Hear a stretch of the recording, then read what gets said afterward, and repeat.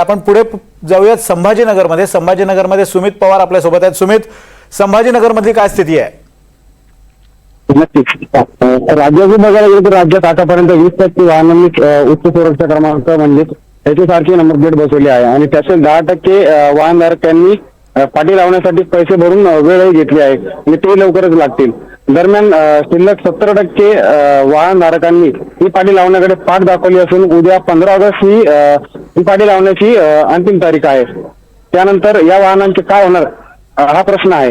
केंद्र सरकारने 2019 पूर्वीच्या सगळ्याच प्रकारच्या वाहनांना ही सुरक्षा नंबर क्रमांक पाटी लावण्याचे बंधनकारक केले आहे आणि त्या मोहिमेला 1 जानेवारी 2025 पासून सुरुवात झाली आणि त्यानंतर पाटी लावण्यासाठी नागरिकांनी खूप कमी प्रमाणात प्रतिसाद दिल्यामुळे नंबर प्लेट लावण्यासाठी जवळपास 3 वेळा मुदतवाढ शासनाच्या वतीने देण्यात आलेली आहे।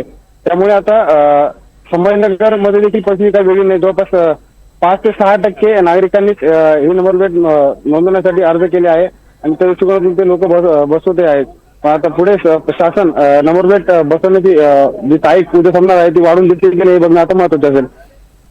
अगदी वाहन धारकांकडून आता मुदत वाढवण्याची मागणी केली जाते। धन्यवाद सुमित दिलेल्या अपडेट्स बद्दल।